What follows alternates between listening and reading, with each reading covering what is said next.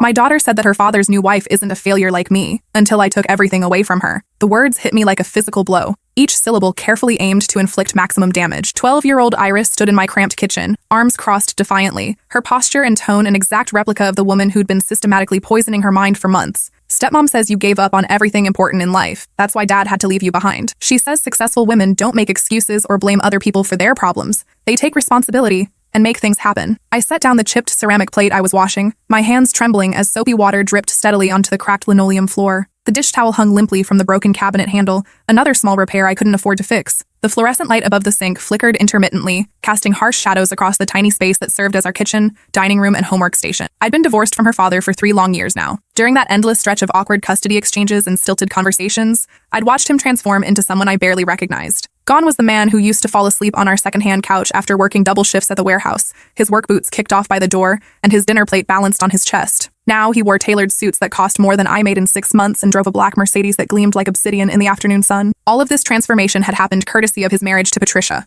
the corporate lawyer who lived in a sprawling suburban mansion that could comfortably fit our entire apartment complex in its marble foyer. She was everything I wasn't, everything I'd never had the chance to become, and she made sure Iris understood the difference in excruciating detail. Every other weekend, when my daughter returned from their pristine palace with its manicured lawn and 3-car garage, she brought back carefully curated stories about stepmom's incredible achievements. The tales grew more elaborate and pointed each time, like she was reciting from a script that had been revised and perfected through multiple rehearsals. Patricia closed another $1 million merger this week, and the senior partners are already talking about making her the youngest person ever promoted to managing partner. She's getting written up in the legal journal next month for her innovative approach to corporate restructuring. Patricia says women who work hard and make smart decisions get everything they deserve in life. The implied comparison was never subtle or accidental. I was a waitress at Murphy's Diner, a 24-hour greasy spoon that served coffee strong enough to wake the dead and scrambled eggs to truckers, factory workers, and insomniacs for barely above minimum wage. I dropped out of college in my sophomore year when I discovered I was pregnant with Iris, trading my dreams of becoming an elementary school teacher for the harsh reality of raising a child with a man who wasn't remotely ready to be a father. My 15-year-old Honda Civic had over 200,000 miles on its odometer,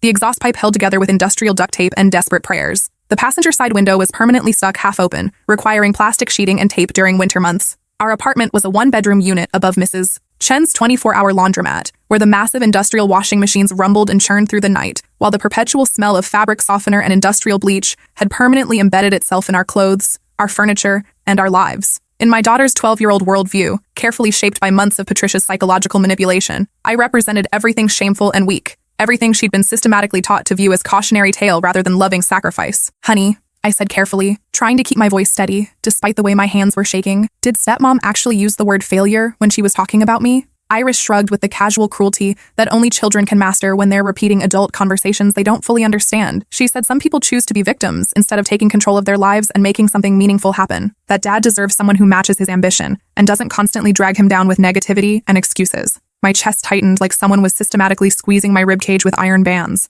The familiar weight of inadequacy settled across my shoulders like a lead blanket. And what do you think about all of that? I think she's completely right, Iris said, her voice carrying that cold, matter-of-fact tone that children use when they're delivering devastating truths they don't realize will shatter hearts. Look at this place, Mom. She gestured broadly around our tiny living space with its mismatched furniture salvaged from garage sales and thrift stores, the peeling wallpaper I'd tried unsuccessfully to cover with discount store artwork, and family photos in dollar store frames. Look at your job serving coffee to strangers. Look at your car that sounds like it's dying every time you start it. Patricia says if you'd really tried, if you'd really cared about our family, maybe Dad wouldn't have needed to find someone better. The words landed like individual physical blows, each one carefully aimed and delivered with surgical precision. I could hear Patricia's voice in every syllable, see her perfectly manicured hands gesturing dismissively as she delivered these poisonous observations to my impressionable child. This wasn't Iris speaking. This was a 12-year-old girl repeating the sophisticated psychological warfare of a grown woman who understood exactly how to destroy a mother-daughter relationship from the inside out. That night, after Iris retreated to her small bedroom to video chat with friends from her father's expensive neighborhood, children whose mothers drove luxury SUVs and wore designer clothes to school pickup,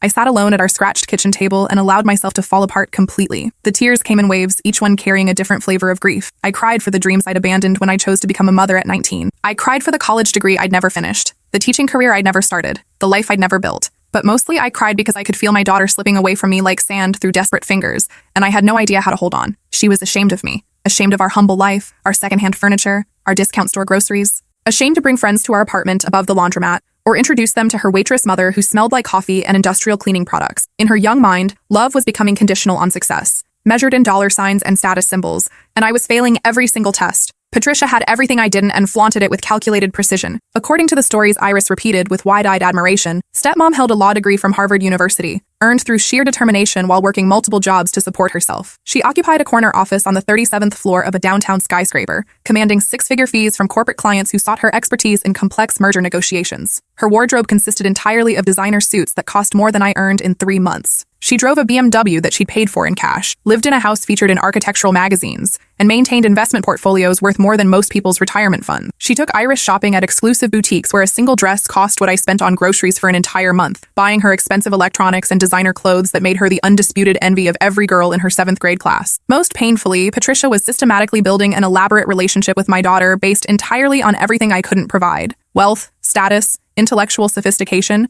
and the kind of material success that American society had taught us to worship above all other values. The breaking point came during a particularly brutal dinner conversation at our fold-out table. Iris had spent the weekend at her father's house and returned with what felt like a carefully rehearsed speech about her future living arrangements. Their house has an Olympic-sized swimming pool and a regulation tennis court, she said, picking disinterestedly at the tuna casserole I'd made from a recipe I'd found in a dollar store cookbook. And Patricia's teaching me about real estate investing and portfolio management. She says I should learn about money and business and financial planning since you never bothered to teach me anything practical or useful about the real world. I work 2 jobs to keep us afloat and food on this table, I said quietly, feeling each word stick in my throat like broken glass while the industrial washing machines rumbled beneath our feet. Patricia works 1 job and makes more money than you'll see in your entire lifetime, Iris shot back with the devastating matter-of-factness that only children can achieve when they're delivering crushing truths. She says it's all about making smart choices and strategic decisions instead of making excuses and blaming circumstances beyond your control. She paused, then delivered the final blow with surgical precision. I want to live with Dad and stepmom permanently. I've already talked to them about it, and they think it would be better for my future opportunities and educational development. That night, something fundamental and irreversible shifted inside my chest, like tectonic plates rearranging themselves. I wasn't going to passively watch this woman systematically destroy my relationship with my daughter through lies, manipulation, and psychological warfare disguised as helpful guidance. If Patricia wanted to play games with my family's future,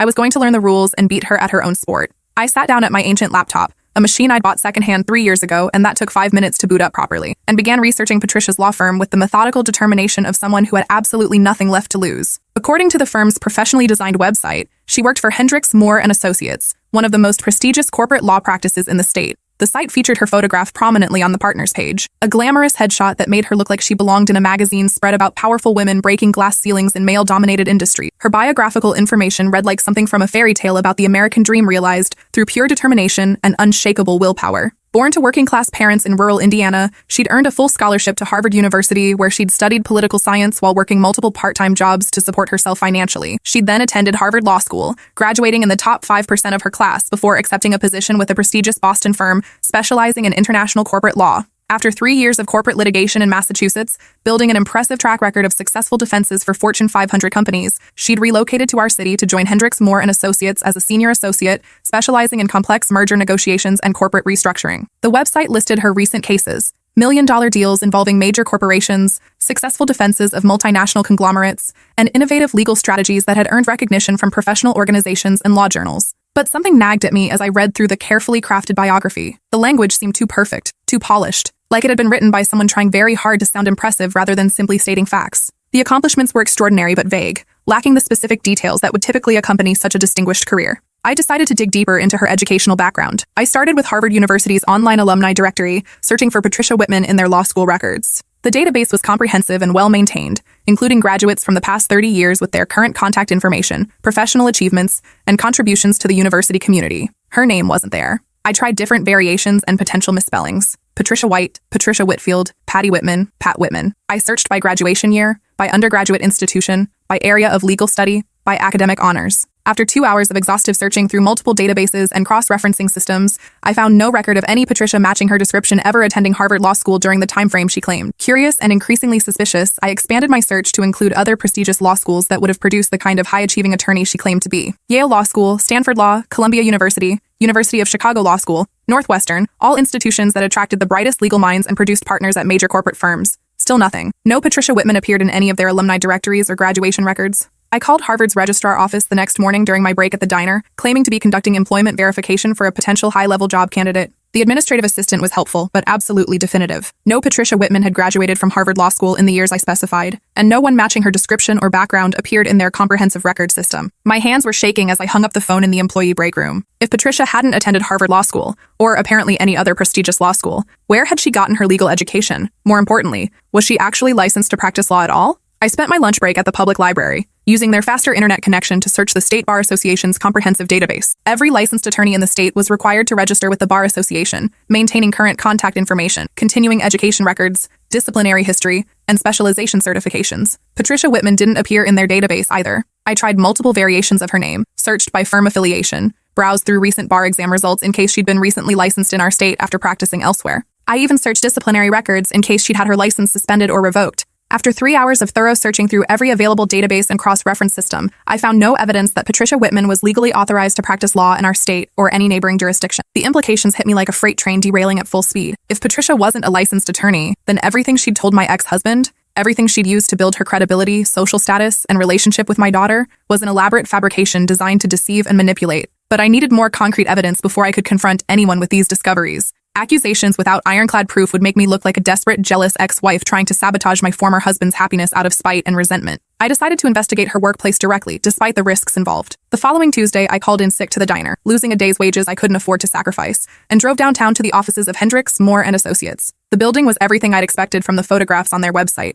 38 floors of gleaming glass and polished steel rising majestically from the heart of the financial district. Its lobby featuring imported marble floors, abstract sculptures that probably cost more than I'd earn in 5 years, and security guards who looked like they could intimidate corporate raiders. I approached the main reception desk, my heart pounding with nervous energy and my palms sweating despite the building's perfectly controlled climate. "Excuse me?" I said to the impeccably dressed woman behind the polished granite counter, trying to project confidence I didn't feel. "I'm here to see Patricia Whitman about a potential legal matter. I don't have an appointment, but I was hoping she might have a few minutes to discuss my situation." The receptionist's perfectly applied makeup didn't hide her immediate confusion, as she consulted her computer terminal with practiced efficiency. "I'm sorry, but we don't have anyone by that name working here," she said politely, her voice carrying the kind of professional courtesy that expensive law firms train their staff to maintain. "Are you certain you have the correct firm? Perhaps you're thinking of another law office in the building or downtown area." "She's definitely an attorney here," I insisted, feeling my heart rate accelerate as panic began to set in. "Corporate Litigation Department. She specializes in merger negotiations and has been working here for over 2 years. Patricia Whitman. She's being considered for senior partner." The receptionist checked her computer system again,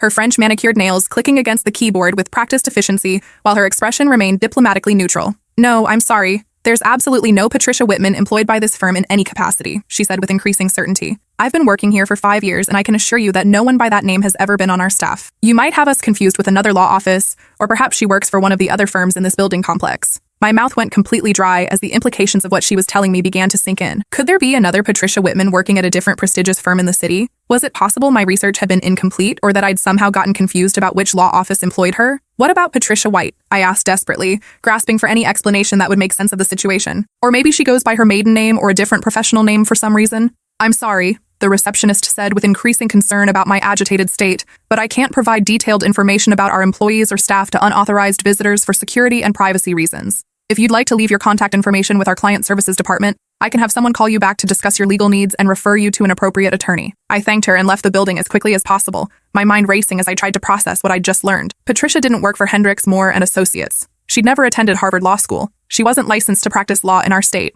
Everything she'd told my ex-husband, every credential she'd used to build her image as a successful, accomplished professional woman, was completely and utterly fabricated. But if she wasn't really a lawyer, what was her actual job? How was she maintaining this elaborate deception without anyone in her daily life discovering the truth? And most importantly, what did this mean for my ex-husband's finances and my daughter's future? I spent the next 3 weeks conducting the most thorough and methodical investigation of my life. I followed Patricia from our neighborhood to her real workplace, documented her daily routine through careful observation, and slowly assembled a comprehensive picture of her actual existence versus the elaborate fantasy she'd constructed to deceive my family. The truth was even more shocking and disturbing than I'd initially. Patricia's real job was at the Eastside Community Legal Aid Clinic, a small nonprofit organization housed in a converted strip mall on the less affluent side of town. She worked there as a paralegal, earning $18 per hour to help low-income clients navigate basic legal problems like landlord-tenant disputes, simple divorce proceedings, immigration paperwork, and social services applications. I watched her arrive every morning at 8:30 in business casual clothes purchased from discount retailers, not the designer suits she claimed to wear to her corner office, and leave promptly at 5 o'clock carrying a worn canvas messenger bag instead of an expensive leather briefcase. During her lunch breaks, she ate sandwiches from home in the clinic's break room rather than attending power lunches with corporate clients at expensive downtown restaurants. The legal aid clinic specialized in helping disadvantaged populations access basic legal services they couldn't otherwise afford. It was honorable, necessary work that served an important community function, but it was a far cry from the high-stakes corporate litigation and million-dollar merger negotiations she described in such elaborate detail to my ex-husband and daughter. Even more disturbing was the discovery that Patricia was living a completely double life that extended far beyond her fabricated professional identity. The BMW she drove wasn't registered in her name. It belonged to her elderly aunt, Margaret Whitfield, whose credit cards and bank accounts Patricia had apparently been using without authorization to fund her expensive lifestyle and maintain her facade of success. The sprawling suburban mansion where my ex-husband believed they lived together as a successful power couple, it was Margaret's house, a property the elderly woman had owned for 30 years before suffering a debilitating stroke 6 months earlier. Margaret had recently moved to a specialized assisted living facility for stroke patients, leaving the family home temporarily vacant, while her relatives decided whether to sell it or rent it out. Patricia was essentially house-sitting her incapacitated aunt's property and using the impressive residence to perpetuate her illusion of wealth, success, and social status. She'd moved my ex-husband into a house that didn't belong to her, using someone else's furniture, art collection, and luxury amenities to create a lifestyle that existed only through deception and probable elder abuse. But my investigation revealed something even more sinister and systematic than simple fraud or identity theft. This wasn't Patricia's first time running this particular type of long-term confidence scheme targeting vulnerable divorced men. I hired a private investigator using money I'd borrowed from my sister. Money I absolutely couldn't afford to spend, but that I knew might be the only way to save my family from complete financial and emotional destruction. The investigator was a former police detective who specialized in financial fraud cases, and within 2 weeks he'd compiled a comprehensive report that read like something from a psychological thriller about systematic predatory behavior. Patricia's real name was Patricia Ann Whitfield, not Patricia Whitman, as she told my ex-husband. Over the past 8 years, she'd operated identical sophisticated schemes in 3 different states, each time targeting recently divorced men with children and substantial financial assets who were emotionally vulnerable following difficult separations and custody battles. Her method was extraordinarily sophisticated and methodical, refined through years of practice and successful execution. First, she'd research potential targets through social media platforms, public records,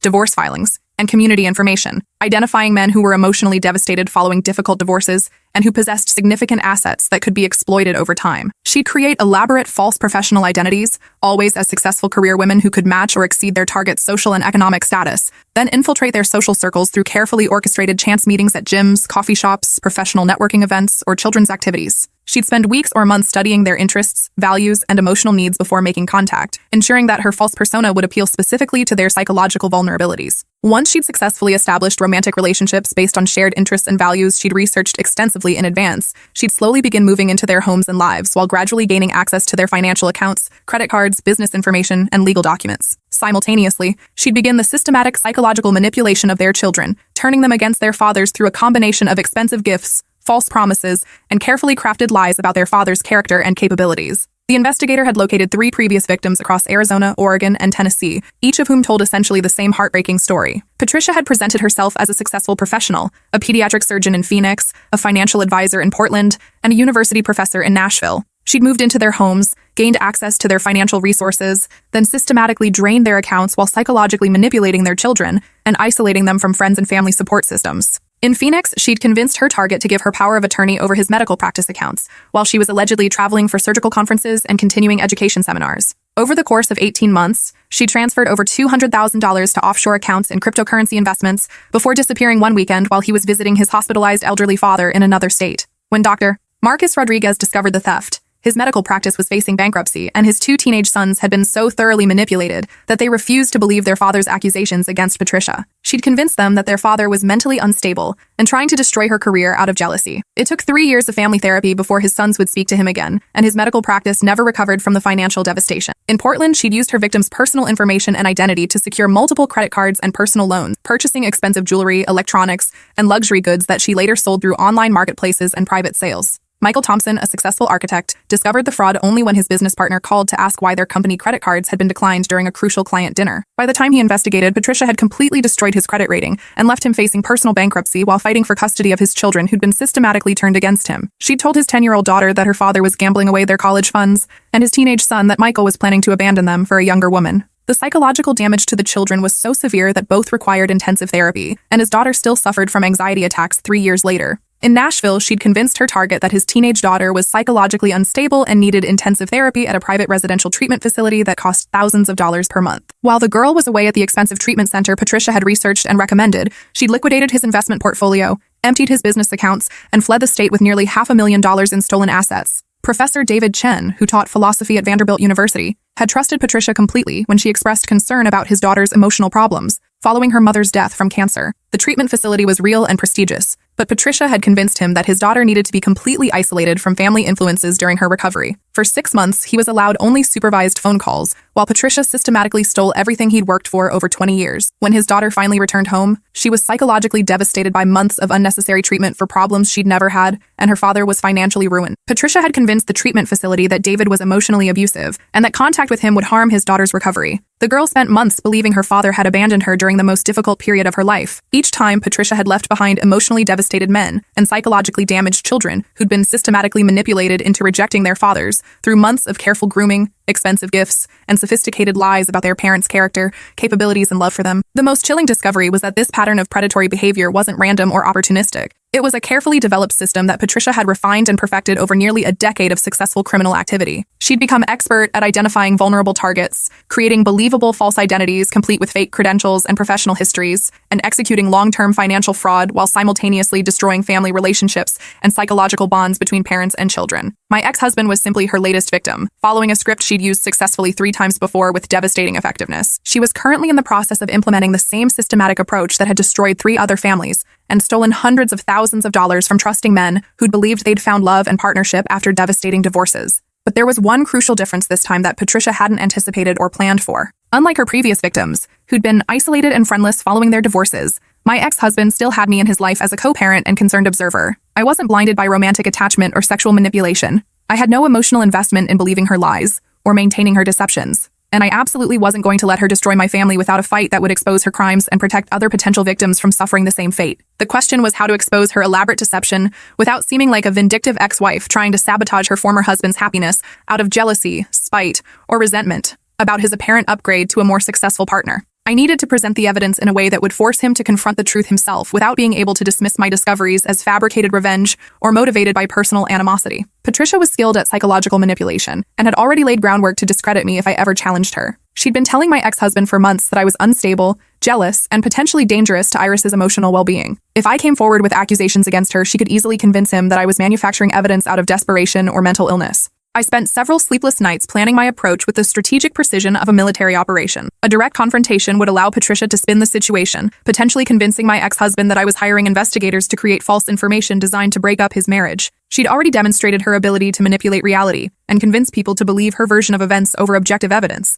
I needed him to discover the truth himself, or at least to participate actively in uncovering it, so he couldn't later claim I'd fabricated everything or manipulated the evidence to support false conclusions. The opportunity came when he called me on a Thursday evening, ostensibly to discuss Iris's school schedule and upcoming parent-teacher conferences, but actually to gauge my reaction to Patricia's latest proposal about permanent custody arrangements. Patricia thinks it might be beneficial for Iris to spend the entire school year with us instead of continuing these disruptive custody exchanges, he said in that carefully neutral tone he'd perfected for discussing sensitive topics. She's concerned about the instability of your living situation and believes a more consistent environment would be better for Iris's academic performance and emotional development. I took a deep breath, forcing myself to remain calm and supportive despite the rage and terror building in my chest like a pressure cooker ready to explode. I've actually been thinking about Patricia myself lately, I said carefully, injecting warmth and admiration into my voice. Iris talks about her so much, and I realize I don't really know anything substantive about her work or professional background. I'd love to learn more about her career achievements. Maybe we could surprise her with something special to celebrate her recent promotion and recognition. His voice brightened immediately with genuine pleasure and surprise.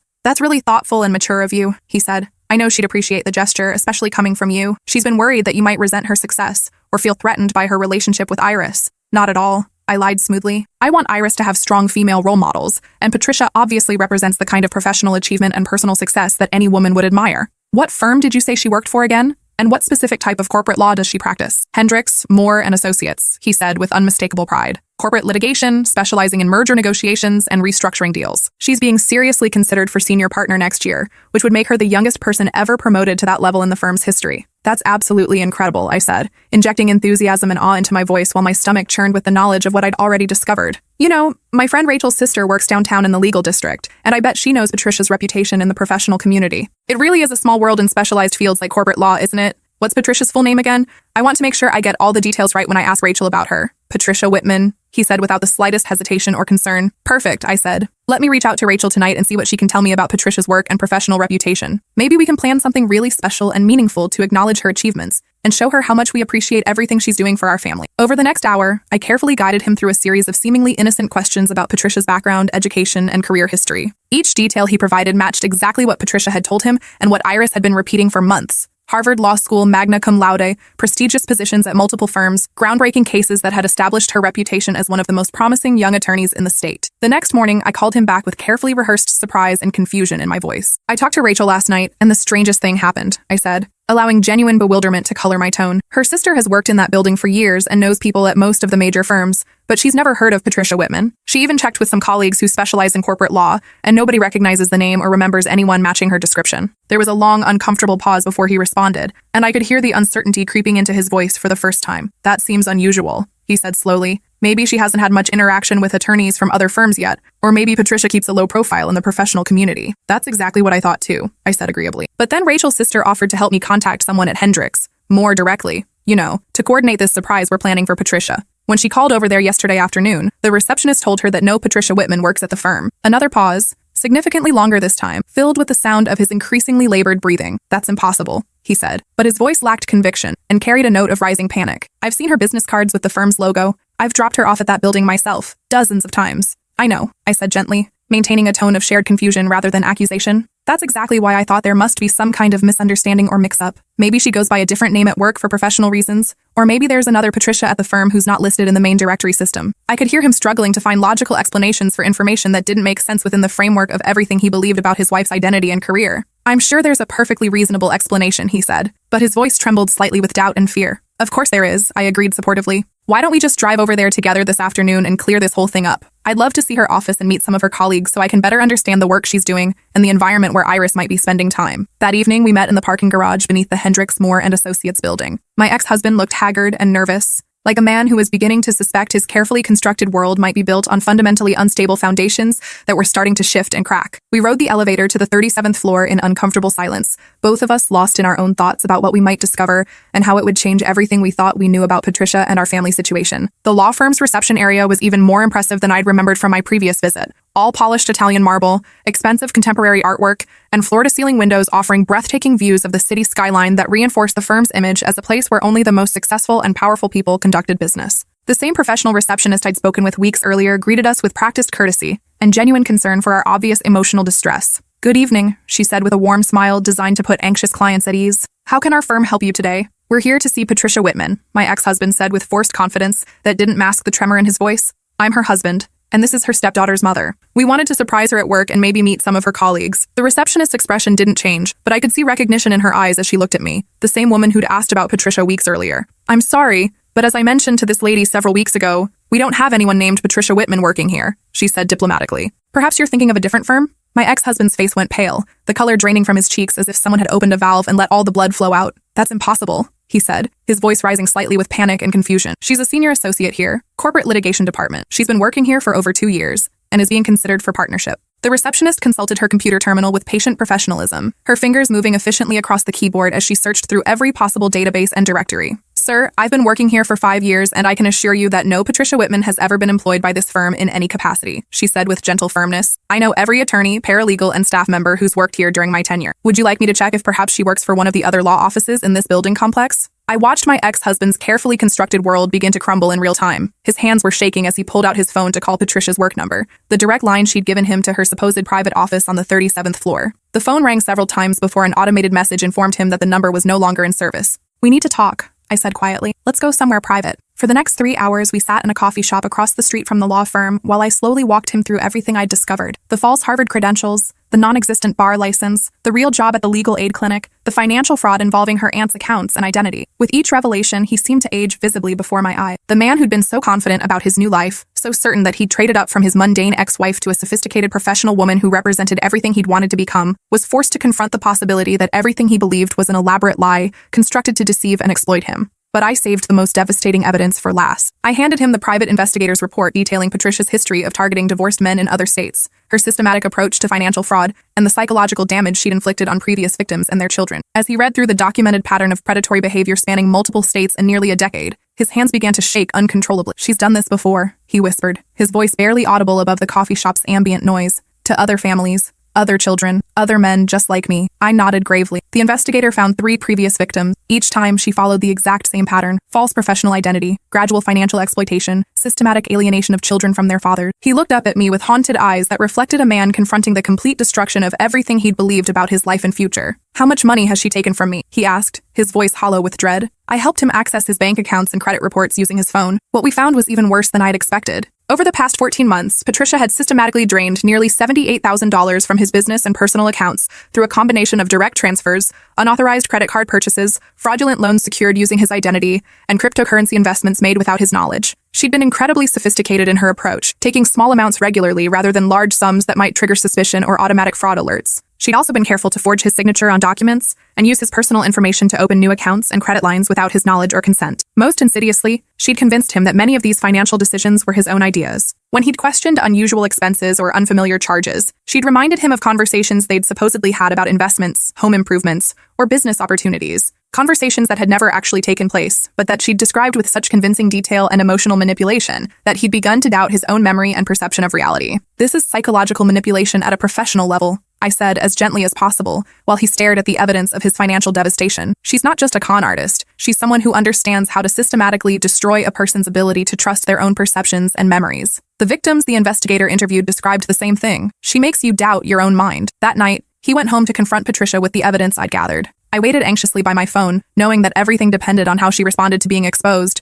and whether she'd try to manipulate the situation one final time. He called me at 2 a.m, his voice shattered and raw. "She's gone," he said. "Everything. All her clothes, her jewelry, her personal items. She cleaned out what was left in my accounts and disappeared. She left a note saying she had a family emergency, but when I called her aunt's nursing home, they said Margaret died 3 weeks ago." The house was empty except for the furniture that had belonged to Patricia's aunt. The BMW was found abandoned at the airport with the keys in the ignition. Patricia Whitfield had vanished as completely as if she'd never existed, leaving behind only financial devastation and psychological trauma. The next morning, he brought Iris to my apartment. My daughter looked confused, hurt, and fundamentally shaken by the discovery that the woman who'd become her role model and psychological anchor had been a complete fabrication. "Is it true?" she asked me, her voice small and uncertain. "Patricia isn't really a lawyer? Everything she told me was a lie?" "Yes, sweetheart," I said, sitting beside her on our old couch and taking her hands in mine. She was pretending to be someone she wasn't. She lied about her job, her education, her background, everything. "But she showed me all those case files," Iris said, confusion and betrayal evident in her young voice. "She talked about her clients and her big cases. She knew so much about law and business. She stole those files from her real job as a paralegal,"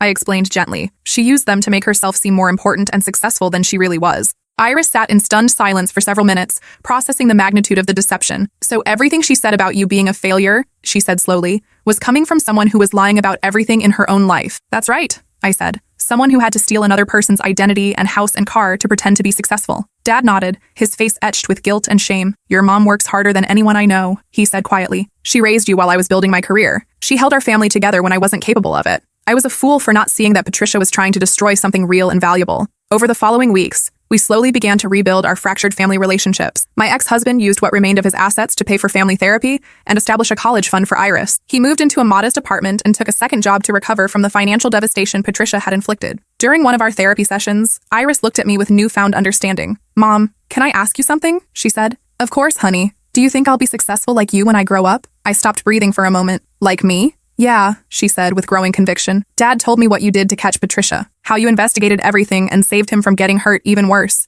how you didn't give up even when everyone thought you were just being jealous." "Anyone could have done that research, sweetheart," I said. "No," she said firmly. "Patricia counted on people not caring enough to look deeper. She counted on people not fighting for their families. But you cared enough to find the truth, even when it was hard, even when everyone thought you were wrong." I hugged her tightly, feeling years of accumulated pain and inadequacy begin to dissolve. "I'd do anything to protect the people I love," I said. "I know," she replied. "That's what makes you successful. You don't give up on people. You don't give up on what matters." 6 months later, Patricia was arrested in another state while running an identical scheme on a recently divorced doctor. The evidence I'd gathered helped convict her of multiple counts of fraud, identity theft, and financial elder abuse. She was sentenced to 12 years in federal prison. Her previous victims testified at the sentencing hearing about the devastation she'd caused to their families and children. The judge called her one of the most calculating and destructive criminals he'd encountered in 30 years on the bench. That evening, Iris and I celebrated by cooking dinner together in our small kitchen above the laundromat. She was helping me with my college homework. I'd enrolled in online classes to finish my degree, while telling me about her science project. As we walked to visit Dad for dinner, he'd asked us to come celebrate Iris making honor roll. She slipped her hand into mine. "Mom,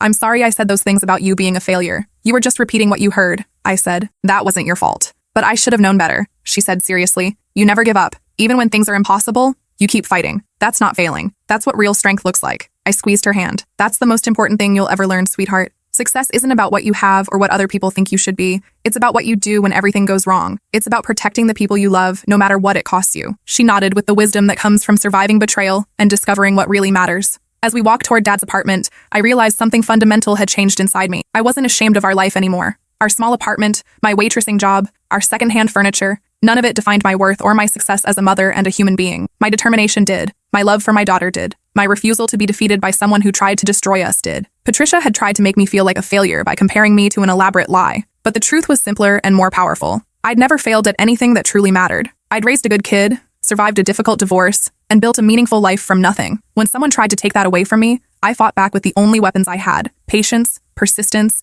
and an unshakable belief that the truth would eventually set us all free. In the end, I didn't just take everything away from Patricia. I took back everything she'd tried to steal from me: my daughter's love, my family's future, and my own sense of worth and purpose. The woman who'd called me a failure had built her entire existence on lies, theft, and the systematic destruction of other people's lives. I built mine on love, sacrifice, and the determination to protect what mattered most. I knew which kind of success I wanted my daughter to learn from.